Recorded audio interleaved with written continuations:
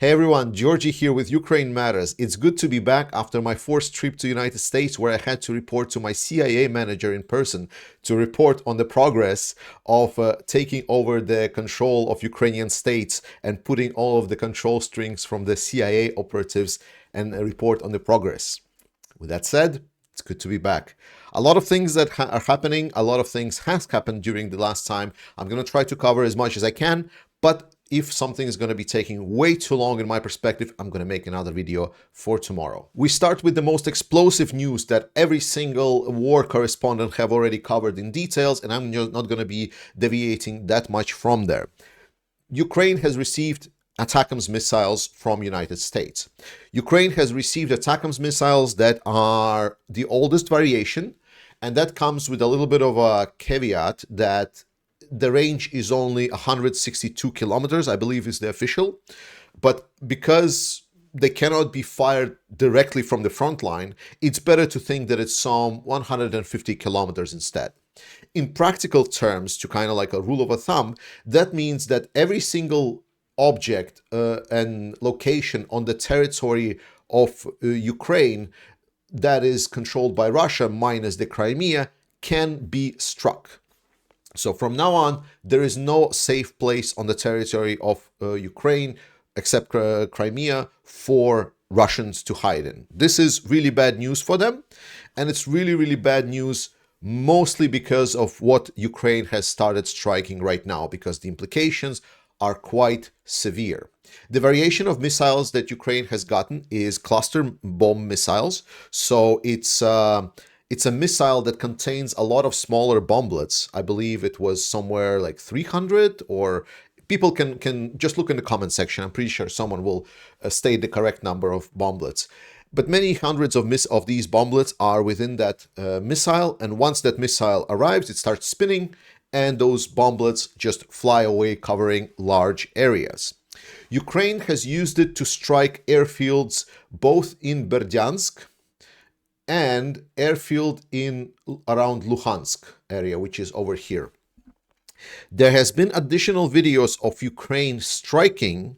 However, media coverage for strikes have been very limited. It seems Russians have gotten certain control on what is being reported specifically where the strikes are coming from.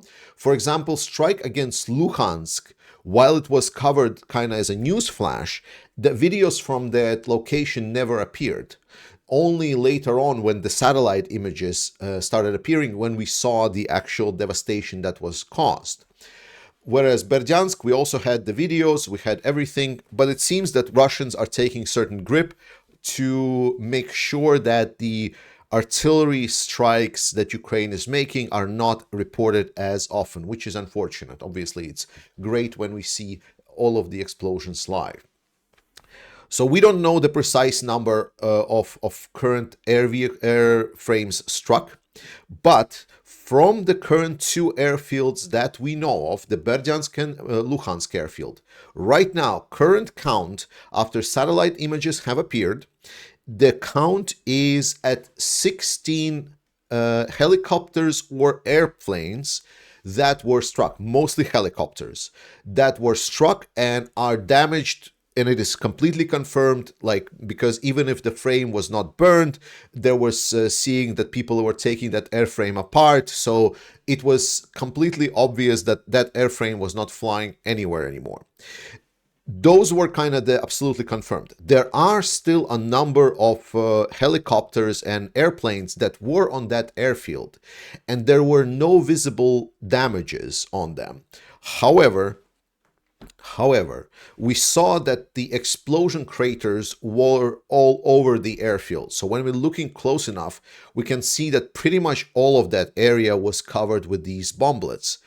And a lot of shrapnel was flying all around that place. So it's not a wild guess to think that anything that was on those airfields had been struck very, very heavily. And even if it didn't catch fire and it didn't start burning, it doesn't mean that it's flying anywhere. Remember, airplanes are very fragile, and Russians have very limited capability to both build and repair airplanes. They were struggling already with just Ukrainians shooting down airplanes or helicopters with the SAM systems.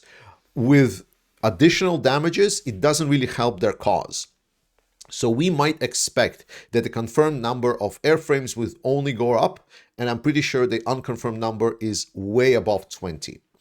This is massive. This is really, really massive, because the implications, the most important implications, are the helicopters. Russia have enjoyed significant comfort in their air war. While they couldn't use any close air support aviation, they were eventually able to adapt their aviation assets to still be efficient in this war. Roughly speaking, Russia has three types of aviation assets that they fly. First one is a strategic long-range aviation.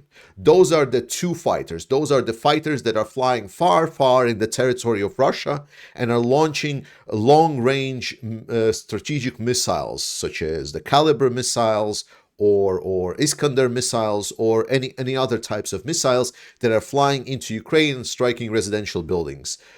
We've heard about those. That's the first one. Second one is the airplanes, the interceptor airplanes, which are launching something that is called a CAB missile, a CAB bomb. It's how do you say? It's the air bomb of corrected air bomb. Let's put it this way. So it's a bomb that has been wings attached to it, and it is able to fly and like a glide for additional couple of kilometers, therefore allowing Russian airplanes to not necessarily fly over their target to drop the bomb down and be vulnerable to the SAM systems. Instead, they can fly close to the line of contact and let that bomb glide towards the Ukrainian positions. And those bombs are massive. There are currently two variations with CAB 500, which is nominal, like it's a nominal value for how much explosives are in there, which is a half a ton of explosives. And then there is a CAB 1500, which is nominally 1.5 tons of explosives. But from what we've heard, they've adjusted the bomb, and it's actually a little bit less explosives just to kind of make sure that it glides, because it's a little bit difficult to just let 1.5 tons of explosives glide by just attaching some wings. There's a little bit of an issue with that. But the principle is the same. It's a thing that flies, glides, and then a huge explosion happens. Something even 500 is basically terrain altering. It creates huge explosives, huge explosive craters. It's incredibly powerful. There is no one on the receiving end of 500 that would be looking at it and saying that this is a joke. This is something that we can deal with easy. And Russians are flying 5-10 planes, launching, 4 or 5 of these. It's pretty bad. It's pretty bad. It's a lot of problems for Ukrainians that these bombs are causing. And then the third type of aviation that was present and caused issues for Ukrainians, it's still causing issues for Ukrainians, is the helicopters, helis. Especially because Russians have adjusted certain type of missiles that they were having to allow targeting of tanks and armored vehicles over the distance of 14 kilometers. And that was a huge problem for Ukrainian counteroffensive. There were two big problems for Ukrainian offensive during the summer. One, we know everything, is minefields. And minefields are problematic, yes, but when you start kind of crossing the minefields, it's like, well, you just, arrive with the vehicles, and then you launch this big wire filled with explosives, then the wire explodes, there you go, now you have a path through the minefields.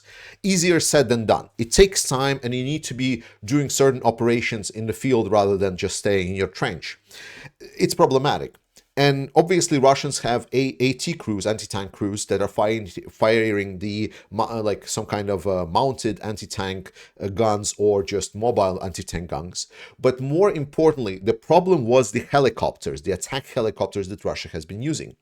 It's helicopters that are flying in a long distance away from the front lines, over like 10, 14 kilometers from the front line where Ukrainians, and they're having very good sensors, they're having night vision, thermal visions, they're having all of that stuff. And whenever they saw some kind of activity trying to demine fields, to any kind of assemble some kind of a tank push or armored column push, instantly there would be some kind of helicopter response groups of like 3, 4, 5 helicopters that would launch from the nearby airfield, fly towards the front line, and then start firing these long-range anti-armor missiles. And essentially, whatever you had for this demining operation, or your demining assets, all your protective assets, the armor assets and everything, just gets absolutely blown away with little to no ability for Ukrainians to counter that, because majority of Ukrainian air defense that allowed their air force to stay competitive was shoulder-mounted air assets, such as Stinger missiles and so on, which are okay to use for maybe 2 to 3 kilometers from the position of the person, which is shorter than 14 kilometers. I'm pretty sure we can do the math here. Therefore, this was the second big problem for Ukrainian offensive. Now, minefields, despite all of that, despite everything that Russia has put with all of the helis and everything, Ukraine was still able to overcome. They did this by changing the tactics to make it slower. Yes, but they were able to pass through majority of the minefields. Unfortunately, the presence of helicopters still is there to prevent the offensive for Ukrainians to be able to start moving forward. Because as soon as the Russians are seeing, wow, there is a column of Ukrainian vehicles that are gathering, well, let's get the helicopter group up with like 3, 4, 5, 6 helicopters, and then you just like and it's basically like shooting. I don't know a good expression, like shooting sitting ducks. It's really bad. It's really bad for Ukrainians, and that is also a big denial of the progress. Hey, I hope you're enjoying this so far. On this channel, we're doing right now a big campaign to get a couple of vehicles to armed forces of Ukraine, and we're actually at the finish line. We already gathered over 29,000 euros out of 32,000 to get those trucks to the Ukrainian armed forces. So I would like to kindly ask you, can you please consider donating and help us finish this donation target so we send those vehicles to Ukrainian armed forces? And now back to the video. With Russians now having those helicopters struck at Berdyansk, firstly, the direct damage is already there.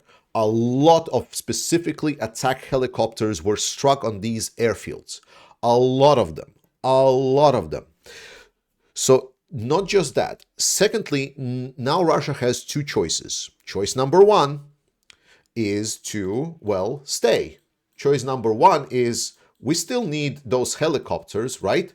So we cannot get them too far from the front lines. Otherwise, it's going to take too long, or Ukrainians will get notice that the helicopters are coming. They can prepare. If there's some certain mobile anti-air systems, maybe Ukraine can adjust and put them closer during that time to find out which angle.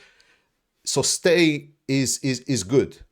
The problem of stay is you're just going to get, every night, you're just going to get shelled or wherever you're going to start bombing. And unfortunately, spreading things apart in the airfield doesn't really work that well when you're up against these cluster bombs that are covering extremely large area, hugely large areas. So then, even if it's 1 or 2 helicopters get hit by a missile, that is still a big W. And then the other problem is to go. So to move to, for example, Crimea or move towards Russia proper.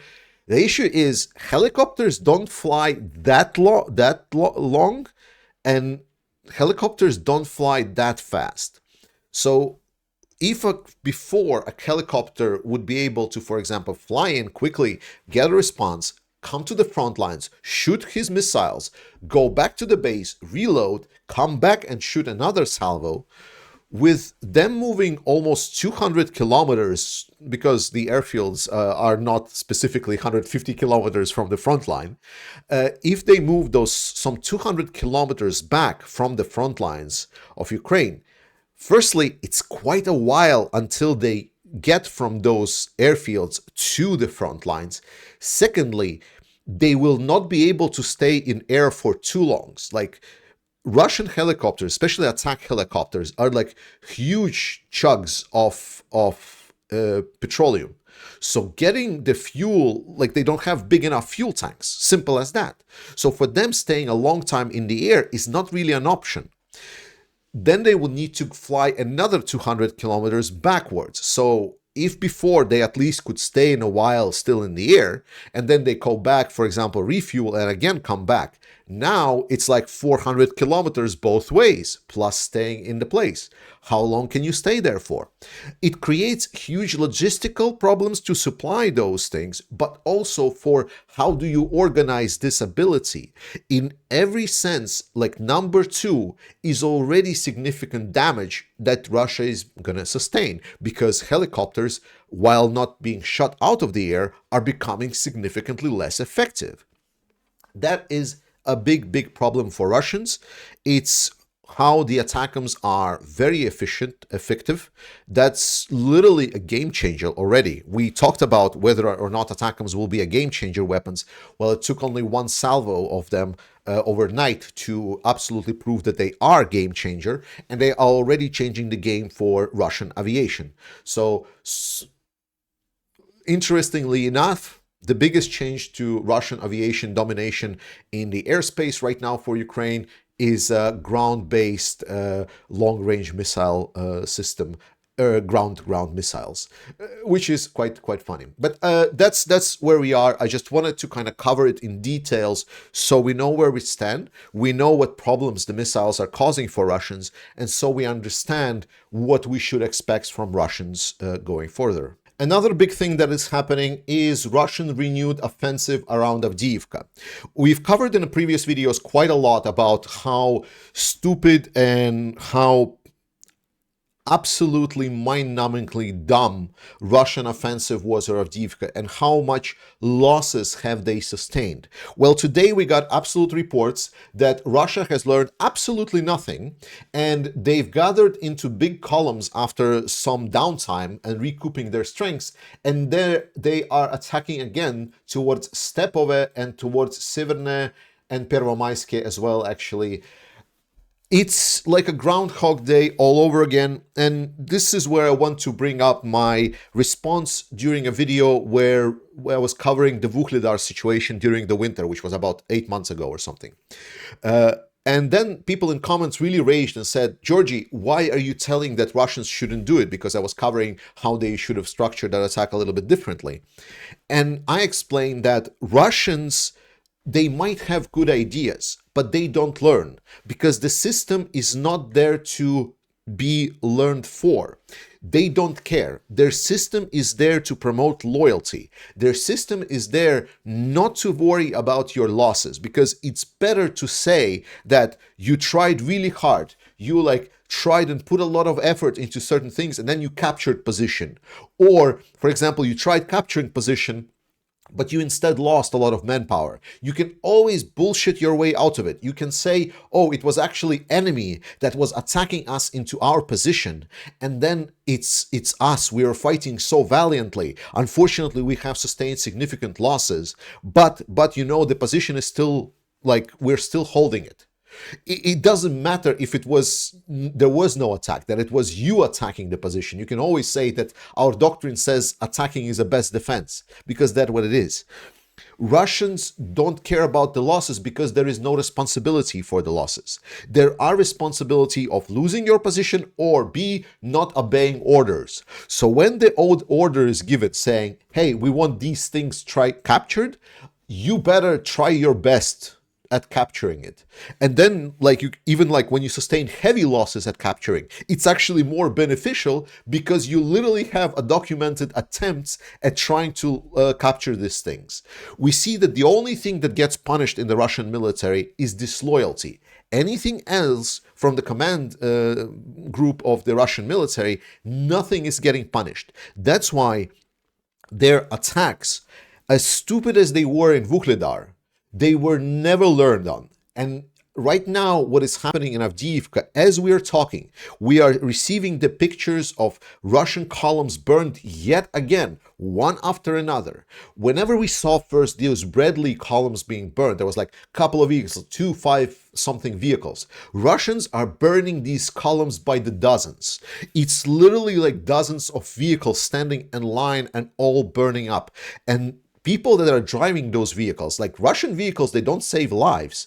Whenever a Russian vehicle explodes, there's a very good chance that whatever was inside those vehicles is just very crispy. And the only kind of discussion that you need to have about this is like, what's the degree of well-doneness is there with the Russian troops in it? So we need to understand that there is no promotion for the Russian military to learn. It's not there. Russia is dead set to fight like this. And that's why I'm saying what we're looking at Avdiivka, like, it doesn't matter. Whatever tactical heights, whatever, something like gaining, attacking, it's all completely irrelevant, because in a big thing, what is happening is Russia is just throwing itself to the knives, trying to get stabbed as many times as it can, to then say, haha, I tried so hard, well, I'm bleeding now, please help. The difficulty is, as I say, because Ukraine right now is not fighting against Russia. Ukraine is fighting against the Soviet Union, the legacy of the Soviet Union. Everything that Soviet Union, the second world superpower, was preparing to fight the United States at the time. Right now, we are obviously seeing that Russia has nothing on any kind of NATO standards. With ATACMS and every other artillery or any other technical systems, we see that it's seven different times better than anything Russia is putting against it. That's not the point. The point is that Russia has accumulated a lot of it. Russian army is just very, very long. And it's obviously difficult, because while Russia maybe is not the most precise, while maybe their artillery is just very dumb, there's still a lot of it. And some of that artillery is still hitting Ukrainian fighters. And that's why it's still costing lives for Ukrainian to defend it. So when I'm stating that Russians here are just burning up alive, it obviously doesn't come with a cost for Ukraine. But costs occurred by Russia are unsustainable. Propagandists and Russian shills like to talk about how Russia has infinite mobilization reserves, that Russia has infinite ammunition reserves. That is not true. It is factually untrue. Russia does not have adequate supplies of the vehicles. Russia does not have adequate supplies of equipment. And it's taking a long time to get through those warehouses of the Soviet Unions. But with the rate that Russia is going through, with the attacks like we're seeing in Avdiivka, it's getting there really, really fast. And after that, there is nothing that's going to be left. We need to, again, remember that. And especially what helps Ukrainians, again, I'm going to cover Avdiivka a little bit briefly, because the point is the same that I covered in the last video. You can literally just watch my video and be the sure is like, yep, it's just a bunch of burnt columns and like just Russian dead bodies laying everywhere, and APCs, infantry fighting vehicles, just driving over Russian dead bodies, and then the Russians are shooting themselves because getting help to wounded is not really relevant. What I'm saying is that the system doesn't change. That's the big point, because we hear what the Russian, you know what the Russian reports were? While the Russian bloggers, all of those Telegram channels, were yelling about, oh my God, ATACMS have arrived to Ukraine. Why are we not prepared? And so on. They do it every time. It's like a special like celebratory dance. Whenever Ukraine does something successful, then they just run in circles and just make these, oh my God, we need to learn from this, and they never learn. But while these Telegram bloggers are yelling about this, the Russian Ministry of Defense reported the strikes on the Berdyansk and Luhansk airport as there was a certain work of the anti-air systems in Berdyansk and Luhansk. No damage was sustained. We heard certain missiles Ukraine fired, but we believe our anti-air systems shot everything down. And that is bullshit because we see the satellite images. But again, this bullshit comes from the official source, from the Russian Ministry of Defense. This is what Putin is later consuming. Because after that, we get Putin's interview and he says, well, you know, ATACMS may come to Ukraine. Who cares? It's not a big deal. It's we're going to shut it down anyway. That is their words. That is what Russians are saying. Firstly, this is why all this, I'm afraid of escalation is complete nonsense. Like, there is no escalation. I covered it so many times. But more importantly is that they are so deluded in the system from reality, specifically the command, that they have only there's the right message and there is the wrong message. Like, the truth, whether it's true, untrue, is completely gone from this. And this is the systematic failure. People ask, Georgie, like, if Ukraine is doing so great, if Russia is doing so poorly, why Ukraine still hasn't won over Russia? This is specifically why I say Russian army is long. It's extremely long. The truth is, Russia is dominating Ukraine in pretty much every equipment category. There is nothing where Ukraine can match the Russian equipment. Air force, ground force, the number of units are just increasingly, like, it's extremely large compared to what Ukraine has. Extremely large. The fact that Ukraine can fight on equal footing with Russia, with having this overwhelming majority of resources, is the representative of how incompetent Russians are. Absolute sheer incompetence and the failure of their system. The fact that they still haven't lost is more akin to represent just how deep their pockets were in relevance to the military technology and assets. But the fact that they still haven't figured out how to fucking use them effectively is just the full representation why specifically they will lose this war, and it's going to be one of the most devastating defeats in a world history. There is not going to be any more Russia after this, at least not in a sense as a military threat, because all of their military potential will be over and done for. There's going to be nothing there. It's going to be a small country with a small economy, with a small production, and a very, very small military. Thank you so much for watching this. I'm going to record second part for the video tomorrow. It's been great. Thank you so much for everyone to support me. Thank you so much for people that helped me navigate around DC. Thank you, Tim, for extra beers. I appreciate it. And thank you to moderators for keeping this channel clean. I love you all. Slava Ukraini. And I'll see you guys next time.